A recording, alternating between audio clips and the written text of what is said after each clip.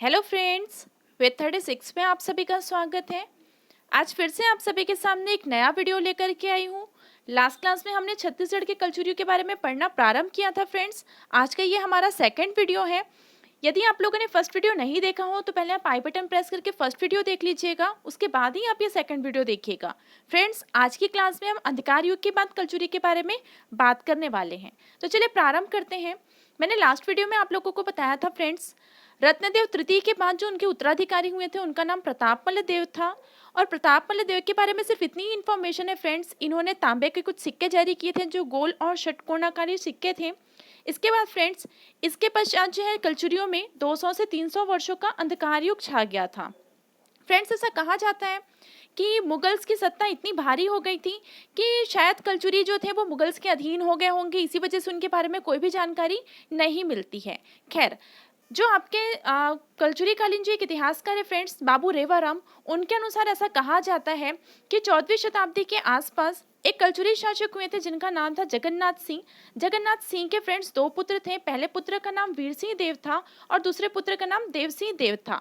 तो फ्रेंड्स, इन्होंने क्या किया, जगन्नाथ सिंह ने अपने पुत्रों के बीच में राज्यों का बंटवारा कर दिया। मतलब कि जो कल्चुरी साम्राज्य था वो 2 भागों में बंट गया फ्रेंड्स, जिसमें से इन्होंने अपने बड़े पुत्र जिनका नाम था वीर सिंह देव को इन्होंने रतनपुर वाला क्षेत्र जो है सौंप दिया और अपने छोटे पुत्र देव सिंह देव को फ्रेंड्स इन्होंने खल्लारी और रायपुर वाला क्षेत्र जो है इन्होंने सौंप दिया था। तो फ्रेंड्स, याद रखिएगा, 14वीं शताब्दी के आसपास जो है जो आपका कल्चुरी साम्राज्य है वो 2 भागों में बंट जाता है। जो मुख्य शाखा जो थी वो वीर सिंह देव के जितने भी उत्तराधिकारी हुए वो रतनपुर में शासन करने लगे। साथ ही साथ फ्रेंड्स, जो इनकी गौड़ शाखा थी या दूसरी शाखा थी उसमें जितने भी जो उत्तराधिकारी हुए वो देव सिंह देव के ही क्या हुए, उत्तराधिकारी हुए थे। तो फ्रेंड्स, चलिए आगे देखते हैं। पहले हम रतनपुर की कल्चुरी के बारे में देख लेंगे, उसके बाद हम रायपुर की कल्चुरियों के बारे में बात करेंगे। तो फ्रेंड्स, जो वीर सिंह देव के जो उत्तराधिकारी हुए जिनमें से सबसे पहले नाम आता है तो वो है बहारेंद्र एवं बारासाय के बारे में। फ्रेंड्स, ये एक ही व्यक्ति हैं, बारासाय या बहारेंद्र साय दोनों एक ही व्यक्ति का नाम है। तो फ्रेंड्स, अंधकार युग के बाद जो है अचानक से इनके बारे में हमें जानकारी मिलती है। ऐसा कहा गया है कि 1480 ईस्वी में इनका जो है शासनकाल चालू होता है। फ्रेंड्स, इनके शासनकाल में एक बहुत ही महत्वपूर्ण घटना ये थी कि जो कोशईगढ़ शिलालेख है उसके अनुसार ऐसा कहा जाता है कि बहारेंद्र और बारासाय जो व्यक्ति थे, मतलब जो शासक थे, इन्होंने पठानों को सोन नदी के पार खदेड़ा था। मतलब कि मैंने आपको बताया कि शायद इन्होंने मुगल की सत्ता मतलब स्थापित हो गई थी या मुगल्स के अधीन हो गए थे। तो फ्रेंड्स, यहाँ पर जो है फिर से जो आपके कल्चुरी जो है वो पावरफुल होना स्टार्ट हुए। इन्होंने पठानों को जो है सोन नदी के पार तक इन्होंने खदेड़ा था। फ्रेंड्स, याद रखिएगा, कोसईगढ़ शिलालेख जो है वो किनका है, तो ये बहारेंद्र साय का है। इसके अलावा फ्रेंड्स, इन्होंने एक दूसरा महत्वपूर्ण काम ये किया कि अभी तक जो कल्चुरियों की राजधानी थी वो रतनपुर में थी, तो इन्होंने राजधानी रतनपुर से कोसगईगढ़ स्थापित किया। फ्रेंड्स, याद रखिएगा, ये कोसगईगढ़ जो है ये कोरबा के ही आसपास वाला क्षेत्र है। तो फ्रेंड्स, जैसे ही इन्होंने अपनी राजधानी स्थापित की, साथ ही साथ इन्होंने अपना कोषागार भी जो है वो कोसगई में ही स्थापित किया था। तो फ्रेंड्स, याद रखिएगा कि सबसे पहले रतनपुर से राजधानी कोसगई किसने स्थापित किया, तो वो बहारेंद्र और बारासाय ने किया। फ्रेंड्स, इसके साथ साथ इन्होंने अपनी राजधानी और मतलब कोषागार भी कहाँ स्थापित किया, तो राजधानी कोसगई में ही स्थापित किया। इसके अलावा फ्रेंड्स, इनके शासनकाल में इन्होंने चैतुरगढ़ का किला बनवाया था। जैसे कि आप तस्वीर में देख सकते हैं, जो कोरबा में जो बहुत ही प्राचीन जो किला है चैतुरगढ़ का किला, वो बहारेंद्र साय द्वारा ही बनाया गया है। इसके अलावा फ्रेंड्स, 1490 ईस्वी में सैन्य सहायता के बदले इन्होंने बिसई ठाकुर बिंजवार को सोना खान की जमींदारी सौंप दी थी। तो ये बहुत ही महत्वपूर्ण घटना है फ्रेंड्स कि सोना खान की जमींदारी जो है वो किसे सौंपी थी या किसने सौंपी थी, तो बहारेंद्र साय ने फ्रेंड्स सैन्य सहायता के बदले बिसई ठाकुर बिंजवार को जो है सोना खान की जमींदारी सौंप दी थी। तो ये बहुत ही महत्वपूर्ण घटना किसके बारे में थी, तो बहारेंद्र साय के बारे में। चलिए फ्रेंड्स, आगे बात करते हैं। जो बहारेंद्र और बारासाय के जो उत्तराधिकारी हुए उनका नाम था कल्याण साय। तो फ्रेंड्स, याद रखिएगा, जो कल्याण साय की एक बहुत ही महत्वपूर्ण बात यह है कि इन्होंने छत्तीसगढ़ में जमाबंदी प्रणाली के जन्मदाता के नाम से जाना जाता है। महत्वपूर्ण है फ्रेंड्स, जमाबंदी प्रणाली किसने प्रारंभ किया, तो इन्होंने कल्याण साय ने प्रारंभ किया। साथ ही साथ फ्रेंड्स, इनके शासनकाल में एक ब्रिटिश अधिकारी थे जिनका नाम था मिस्टर जिस्म। इन्होंने क्या किया था फ्रेंड्स, प्रदेश को छत्तीसगढ़ों में विभाजित किया था। मतलब कि जिसके नाम पर ही छत्तीसगढ़ को छत्तीसगढ़ के नाम से जाना जाता है, तो छत्तीसगढ़ों में किसने विभाजित किया था? मिस्टर जिस्म ने किया था, जो किसके शासनकाल में हुआ था? कल्याण सहाय के शासनकाल में हुआ था। तो फ्रेंड्स याद रखिएगा, जो ये छत्तीसगढ़ है वो शिवनाथ नदी के जो उत्तरी वाला जो क्षेत्र था उसमें 18 गढ़ थे, और शिवनाथ नदी के जो दक्षिण वाला जो क्षेत्र था उसमें भी 18 गढ़ शामिल थे। मतलब आप ये कह सकते हो कि रतनपुर वाले क्षेत्र में 18 गढ़ थे और रायपुर वाले क्षेत्र में भी 18 गढ़ शामिल थे। फ्रेंड्स इसके अलावा यदि हम कल्याण सहाय की बहुत ही प्रमुख घटना के बारे में बात करें फ्रेंड्स, तो वो था मुगल दरबार में कल्याण सहाय का पेश होना। फ्रेंड्स इसके बारे में बहुत अलग अलग बातें हैं, अलग अलग कवियों के आधार पर या इतिहासकारों के आधार पर हम इसे अलग अलग दृष्टिकोण से देखते हैं। तो चलिए देखते हैं फ्रेंड। सबसे पहले यदि हम बात करें बाबू रेवाराम के अनुसार, तो बाबू रेवाराम कहते हैं कि जो कल्याण सहाय है वो मुगल शासक आपके अकबर के दरबार में 8 वर्ष रहे। तो याद रखिएगा फ्रेंड्स, रेवाराम के अनुसार ऐसा कहा जाता है कि ये किसके दरबार में 8 वर्ष रहे? तो ये अकबर के दरबार में रहे। लेकिन फ्रेंड्स वहीं अगर हम दूसरी ओर बात करें तो गोपल्ला गीत के आधार पर ऐसा कहा जाता है कि ये जो थे कल्याण से, ये जहांगीर के दरबार में 8 वर्ष तक नजरबंद थे। और जो गोपाल जो वो थे महाबली थे जो गोपाल, उन्होंने क्या किया था, अपने बल पर ही जहांगीर के दरबार से कल्याण सहाय को छुड़ा करके लाए थे। तो फ्रेंड्स ये तो दो अलग अलग बातें हो गई कि एक इतिहासकार है बाबू रेवाराम, वो कह रहे हैं कि वो अकबर के दरबार में थे, और गोपल्ला गीत के अनुसार पे वो जहांगीर के दरबार में थे। अब ऐसे में हम प्रश्न को सही कहाँ से समझें? तो फ्रेंड्स एक और हमारे पास ये है कि आप समझ सकते हो कि यहाँ से जो है वो किसके दरबार में थे। तो फ्रेंड तीसरी बात ये है कि जो जहांगीर की जो रचना थी तुजू के जहांगीरी, तो फ्रेंड्स इसमें ऐसा लिखा हुआ है कि शनिवार 25वां खुर्दात मेरा भाग्यशाली पुत्र परवेज इलाहाबाद से आया, उसने कल्याण शाह को पेश किया जो रतनपुर का जमींदार है। इसके विरुद्ध मेरे पुत्र ने सेना भेजी थी और उसने नजराने के तौर पर 80 हाथी व 1 लाख रुपए भेंट किया था। तो फ्रेंड्स आप ये कह सकते हो कि जब दो चीजें सेम मिल रही हैं, गोपल्ला गीत और तुजू के जहांगीरी, ये दोनों के आधार पर ऐसा कहा जा रहा है कि कल्याण सहाय जो थे वो 8 वर्षों तक किसके दरबार में थे? तो जहांगीर के दरबार में। तो फ्रेंड्स हम भी अगर कभी प्रश्न परीक्षा में पूछा जाए, तो यदि आपके मेंस में पूछा जाए तो हम तीनों दृष्टिकोण बता सकते हैं, लेकिन अगर आपका वन लाइनर एग्जाम में पूछा जाए तो आप ये कह सकते हो कि कल्याण सहाय जो थे वो जहांगीर के दरबार में गए थे। कल्याण सहाय के बाद फ्रेंड्स जो अगले उत्तराधिकारी हुए उनका नाम लक्ष्मण सहाय था। फ्रेंड्स इनके समय पे सिर्फ एक ही प्रमुख घटना थी कि इन्होंने लेखा जोखा प्रणाली या बजट प्रणाली की शुरुआत की थी। तो याद रखिएगा फ्रेंड्स कि कौन से कलचुरी शासक ने लेखा जोखा प्रणाली या बजट प्रणाली की शुरुआत की थी? तो वो थे आपके लक्ष्मण सहाय। फ्रेंड्स लक्ष्मण सहाय के बाद जो उत्तराधिकारी हुए उनका नाम तखत सिंह था। फ्रेंड्स तखत सिंह का जो शासनकाल है वो 1685 से लेकर के 89 तक था। इनके समय की जो सबसे महत्वपूर्ण घटना थी फ्रेंड्स वो ये थी कि 17वीं शती में इन्होंने अपने ही नाम पर तखतपुर नगर की स्थापना की। बहुत ही ज़्यादा महत्वपूर्ण है फ्रेंड्स, आप ये मुझे कमेंट करके बताएंगे कि वर्तमान में तखतपुर जो नगर है वो कौन से जिले के अंतर्गत आता है। इसके अलावा फ्रेंड्स अगर हम दूसरी बात करें तो जो तखत सिंह थे वो मुगल सम्राट औरंगजेब के भी समकालीन थे, क्योंकि आप शासनकाल अवधि से आप समझ सकते हो कि किसके समकालीन थे, तो ये औरंगजेब के समकालीन थे। फ्रेंड्स जो तखत सिंह थे वो निसंतान थे। याद रखिएगा इनका कोई भी संतान नहीं था, क्योंकि फ्रेंड्स आपको पता है कि उत्तराधिकारी के लिए संतानोत्पत्ति बहुत ही ज़्यादा महत्वपूर्ण होती है। तो इन्होंने क्या किया था फ्रेंड्स, एक ब्राह्मण थे जिनका नाम था बड़गैया, इन्होंने ब्राह्मण बड़गैया से पत्नी की नियोग प्रथा द्वारा पुत्र प्राप्ति की थी। तो याद रखिएगा फ्रेंड्स जो तखत सिंह का जो पुत्र था वो उनका पुत्र ना होकर के वो ब्राह्मण का पुत्र था जो नियोग प्रथा के द्वारा उन्हें प्राप्त हुआ था। तो फ्रेंड्स चलिए बात करते हैं तखत सिंह के जो उत्तराधिकारी हुए थे उनका नाम था राज सिंह।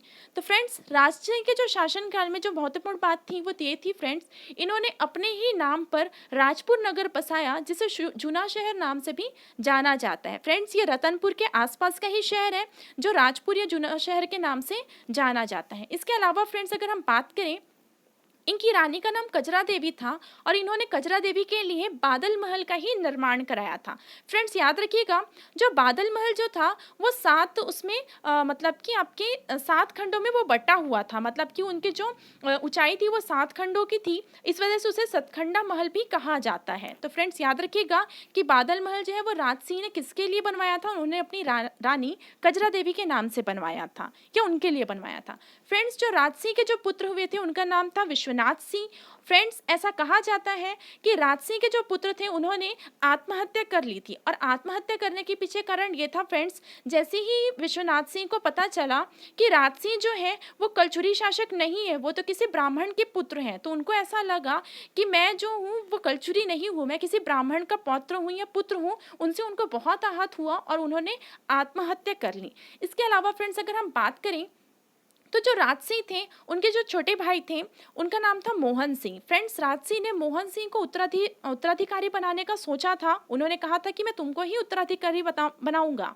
लेकिन फ्रेंड्स, क्या हुआ, जैसे ही राज सिंह का जब अंतिम समय आया तो जो मोहन सिंह जो थे वो शिकार पर गए हुए थे। तो अंतिम समय में फ्रेंड्स उन्होंने क्या किया, राज सिंह ने अपने चाचा सरदार सिंह को जो है उत्तराधिकारी बना दिया, जिससे फ्रेंड्स मोहन सिंह को काफी आहत हुआ। तो याद रखिएगा फ्रेंड्स, क्योंकि उन्होंने बोली मतलब कि ऐसा बोल दिया था कि मैं मोहन सिंह का उत्तराधिकारी बनाऊंगा, लेकिन जब वो नहीं थे तो उन्होंने चाचा को उत्तराधिकारी बना दिया, और मोहन सिंह जो है वो कलचुरियों को अपने विरोधी मानने लग गए थे। मतलब वहां से विरोधाभास जो है वो चालू हो गया था। इसके अलावा अगर हम बात करें फ्रेंड्स, तो इनके शासनकाल की एक बहुत ही महत्वपूर्ण चीज ये है फ्रेंड्स, इनके जो दरबारी कवि थे उनका नाम था गोपाल मिश्र, और जिनकी रचना है खूब तमाशा। ये बार बार परीक्षा में पूछा जा चुका है फ्रेंड्स कि खूब तमाशा जो रचना है वो किसकी है, तो ये गोपाल मिश्र की। फ्रेंड्स, याद रखिएगा, गोपाल मिश्र छत्तीसगढ़ के एक ऐसे कवि हैं जिन्होंने छत्तीसगढ़ का उल्लेख जो है ये दूसरी बार किया। मतलब कि ऐसा कहा जाता है कि छत्तीसगढ़ का दूसरी बार उल्लेख किसने किया है, तो गोपाल मिश्र ने नहीं किया था। पहली बार उल्लेख किसने किया है छत्तीसगढ़ शब्द का, ये आप मुझे कमेंट करके बताएंगे।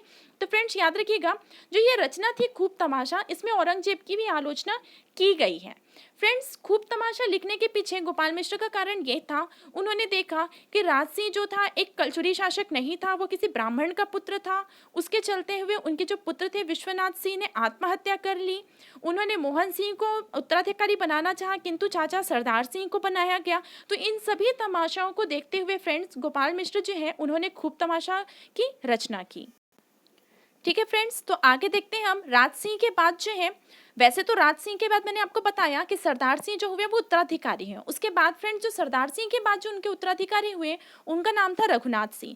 फ्रेंड्स, रघुनाथ सिंह का शासनकाल था 1732 से लेकर के 45 तक। तो फ्रेंड्स, याद रखिएगा, जो रघुनाथ सिंह थे वो अंतिम कलचुरी शासक थे। अब ये कैसे अंतिम कलचुरी शासक थे फ्रेंड्स, तो याद रखिएगा, जो भोसला शासक थे रघुजी प्रथम, उन्होंने अपने सेनापति भास्कर पंत को 1741 में रतनपुर भेज करके आक्रमण कराया। फ्रेंड्स, ये तो अलग बात थी। एक्चुअली क्या था कि रघुजी जो थे प्रथम थे वो ऋणग्रस्त थे।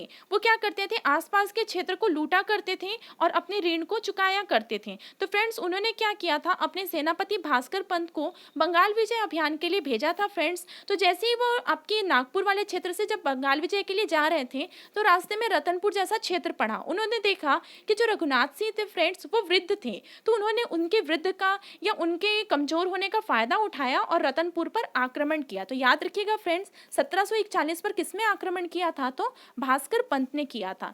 तो फ्रेंड्स, क्या हुआ, जैसे ही भास्कर पंत ने आक्रमण किया तो बदले में आपके रघुनाथ सिंह ने उन पर आक्रमण नहीं किया, क्योंकि वो पहले से ही काफ़ी दुखे थे। एक तो वो वृद्ध शासक थे, दूसरा उनके पुत्र की मृत्यु हो चुकी थी फ्रेंड्स, तो वो पुत्र वियोग में भी काफ़ी दुखी थे। इसी वजह से उन्होंने युद्ध किए बगैर ही क्या कर दिया था, आत्मसमर्पण कर दिया था, और वो किसके अधीन हो गए थे, तो मराठों के अधीन हो गए थे। तो ये चीज़ आप याद रखिएगा कि बिना युद्ध के आत्मसमर्पण किसने कर दिया था, तो रघुनाथ सिंह ने कर दिया था। फ्रेंड्स, उसके बाद क्या हुआ, भास्कर पंत ने 1 लाख रुपए का उन पर जुर्माना लगाया। किस पर, तो रघुनाथ सिंह पर जुर्माना लगाया, और उन्होंने कल्याणगिरी गुसाई को अपना मुख्तियार नियुक्त करके बंगाल विजय अभियान के लिए चले गए। तो फ्रेंड्स, याद रखिएगा कि कल्याणगिरी गुसाई जो थे वो किसका प्रतिनिधित्व कर रहे थे रतनपुर पे, तो वो मराठों का प्रतिनिधित्व कर रहे थे। ठीक है, इसके अलावा फ्रेंड्स, जैसे ही जब रघुनाथ सिंह की 1745 में मृत्यु होती है फ्रेंड्स, उनके मृत्यु के पश्चात, क्योंकि मोहन सिंह तो पहले से ही दुखी थे, आपने देखा राज सिंह के समय पे उनको उत्तराधिकारी बनाना था, किंतु वो उत्तराधिकारी नहीं बन पाए, तो उन्होंने मराठों का साथ दिया फ्रेंड्स, और मराठों ने मोहन सिंह को फिर अपना शासक के रूप में रतनपुर का शासक बना दिया। तो याद रखिएगा फ्रेंड्स कि जो आपके अंतिम कलचुरी शासक थे वो तो रघुनाथ सिंह थे, लेकिन मराठों के अधीन जो अंतिम कलचुरी जो शासक थे वो थे आपके मोहन सिंह। तो फ्रेंड्स यहाँ पर जो था आपके लगभग मोहन सिंह का जो शासनकाल था वो 1758 तक चला था। जैसे ही मोहन सिंह की मृत्यु हुई फ्रेंड्स, उसके बाद मराठा शासन जो है वो चालू हो गया। तो आप देख सकते हैं कि यहाँ पर भास्कर पंत के आक्रमण के बाद जो है रतनपुर के कलचुरी जो है वो लगभग समाप्त हो जाते हैं। तो फ्रेंड्स जो अगला आपका नाम आता है, फ्रेंड्स जो अगली आपकी बारी आती है वो है आपके रायपुर के कलचुरियों की। जैसे मैंने आपको बताया फ्रेंड्स, जगन्नाथ सिंह के समय पे उनके पुत्रों में आपके राज्य का बंटवारा हो गया था। एक आपके रतनपुर वाले कलचुरी हो गए थे और जो गौड़ शाखा थी या दूसरी उप शाखा थी वो रायपुर के कलचुरी हो गए थे, जिसको लहुरी शाखा के नाम से भी जाना जाता है। तो फ्रेंड्स चलिए देखते हैं कि रायपुर के कलचुरी में कौन कौन से लोग हुए थे। तो फ्रेंड्स इसमें कुछ लोगों का नाम आता है, जैसे लक्ष्मी देव का नाम आता है, सिंहड़ का नाम आता है, रामचंद्र देव का नाम आता है, ब्रह्मदेव का नाम आता है और अमर सिंह देव का नाम आता है। तो फ्रेंड्स याद रखिएगा, लक्ष्मी देव के बारे में भी जानकारी मिलती है कि ये रायपुर के कलचुरी शासक थे। फ्रेंड्स सिंहड़ के ही जो पुत्र हुए थे उनका नाम था रामचंद्र देव, और यही रामचंद्र देव को रायदेव के नाम से भी जाना जाता है। तो फ्रेंड्स जो रामचंद्र देव थे उन्होंने अपने पुत्र ब्रह्मदेव नायक के नाम पर रायपुर शहर की स्थापना की और उसे ही अपनी राजधानी बनाया। तो फ्रेंड्स बार बार परीक्षा में यह प्रश्न पूछा जाता है कि रायपुर को राजधानी किसने बनाई, तो रामचंद्र देव ने बनाया। ये आपकी परीक्षा से संबंधित प्रश्न है जो आपको बार बार पूछे जाते हैं। फ्रेंड्स फिर रामचंद्र देव के जो उत्तराधिकारी हुए उनका नाम ब्रह्मदेव था। उसके बाद बहुत सारे शासक आए जिनके बारे में हमें जानकारी नहीं मिलती है। जो अंतिम शासक थे वो अमर सिंह थे।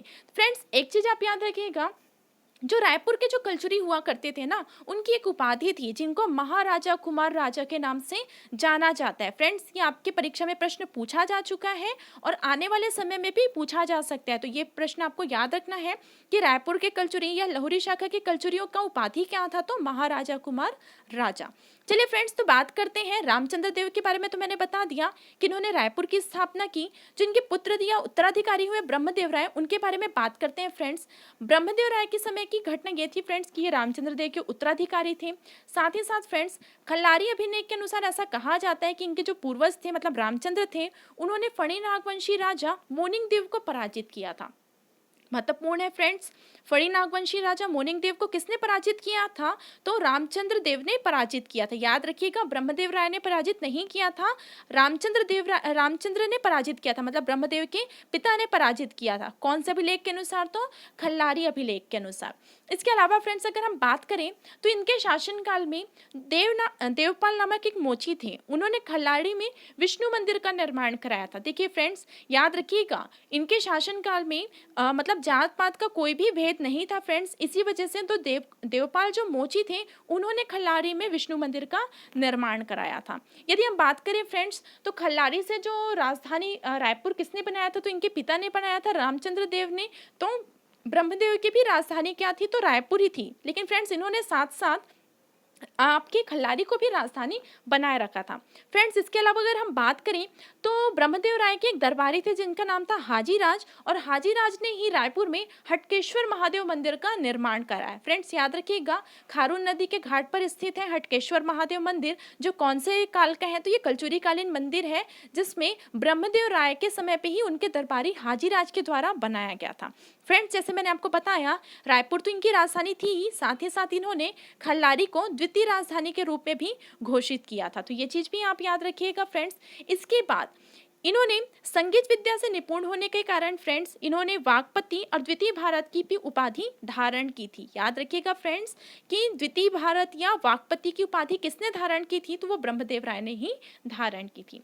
चलिए फ्रेंड्स अब बात करते हैं, ब्रह्मदेव राय के बाद तो बहुत सारे उत्तराधिकारी आए, लेकिन उनमें से जो अंतिम जो उत्तराधिकारी थे या जो अंतिम कलचुरी शासक थे रायपुर के, उनका नाम था फ्रेंड्स अमर सिंह। याद रखिएगा ब्रह्मदेव के बाद बहुत सारे शासक आते हैं जिनके बारे में जानकारी नहीं मिलती है, जिसमें से एक शासक आपके जैत सिंह भी है, वो भी रायपुर के कलचुरी शासक हैं जिन्होंने दुधाधारी मठ की स्थापना करवाई है। तो फ्रेंड्स याद रखिएगा दुधाधारी मठ की स्थापना किसने कराई है, तो रायपुर के कलचुरी शासक जैत सिंह ने कराई है। ठीक है, लेकिन जो अंतिम रायपुर के जो कलचुरी शासक हुए उनका नाम अमर सिंह था। फ्रेंड्स अमर सिंह के बारे में फ्रेंड्स ये जानकारी है कि 1750 में इनका जो राज जो था वो अंग्रेजों के द्वारा सॉरी अंग्रेजों के द्वारा नहीं, मराठों के द्वारा छीन लिया गया।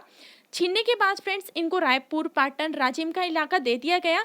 साथ ही साथ 7,000 रुपये वार्षिक टकोली भी इनकी बांधी गई। मतलब कि फ्रेंड्स जो अमर सिंह तो थे वो अंतिम शासक थे, साथ ही साथ फ्रेंड्स इनको हरा करके इन पर टकोली भी दे दी गई, मतलब इन पर टैक्स लगा दिया गया था। फ्रेंड्स याद रखिएगा कि इनका राज छीन कर इनको कौन सा क्षेत्र दिया गया था, तो रायपुर, पाटन और राजिम वाला क्षेत्र बस इनको दिया गया था। तो फ्रेंड्स क्या हुआ था, जब तक ये जिंदा थे ये सभी क्षेत्र पर शासन तो किए, वार्षिक टकोली 7,000 रुपये भी दिया करते थे। फ्रेंड्स जैसे ही 1753 में इनकी मृत्यु हुई, इनके जो उत्तराधिकारी थे, इनके पुत्र का नाम शिवराज सिंह था। तो फ्रेंड्स शिवराज सिंह को सिर्फ एक छोटा सा क्षेत्र, फ्रेंड्स बड़गांव जो महासमुंद में जो एक छोटा सा क्षेत्र था, उसको माफिया के रूप में दिया गया था। तो याद रखिएगा फ्रेंड्स, अमर सिंह के बाद जो है कलचुरी शासकों के बारे में कोई उल्लेख नहीं मिलता है। बस ये पता चलता है कि जो इनके पुत्र थे शिवराज सिंह, उनको माफिया के रूप में बड़गांव वाला क्षेत्र दिया गया था। और जो शिवराज सिंह के जो उत्तराधिकारी या उनके जो पुत्र थे जिनका नाम था रघुनाथ सिंह, मतलब रघुनाथ सिंह द्वितीय, इनको फ्रेंड्स प्रतिवाओं के रूप में मुरैना, नांदगांव और भालेसर जो वाला जो क्षेत्र था उसे माफिया के रूप में दिया गया था। तो मतलब फ्रेंड्स अब आप देख सकते हैं कि अमर सिंह के बाद जितने भी उनके उत्तराधिकारी हुए, उनको जो है माफिया के रूप में क्षेत्र जो है वो दिया गया था। मतलब कि 1750 के बाद से जो है कलचुरी जो है उनका मुख्य रूप से पतन हो चुका था और मराठों का छत्तीसगढ़ में आगमन हो चुका था। तो फ्रेंड्स यहाँ पर तो छत्तीसगढ़ के जो कलचुरी के जो शासक आपके होते हैं वो कंप्लीट हो जाते हैं। फ्रेंड्स जो अगला जो वीडियो रहेगा जिसमें आपके कलचुरी कालीन जो शासन व्यवस्था, राज व्यवस्था जो उनकी थी, मैं उस पर आप लोगों के लिए वीडियोस लेकर के आऊँगी। साथ ही साथ इनके पतन का कारण भी आपको बताऊँगी। तो नेक्स्ट वीडियो का इंतजार करते रहिए फ्रेंड्स, और आपको ये वीडियोस कैसे लगे वो भी आप मुझे कमेंट करके ज़रूर बताइएगा। धन्यवाद।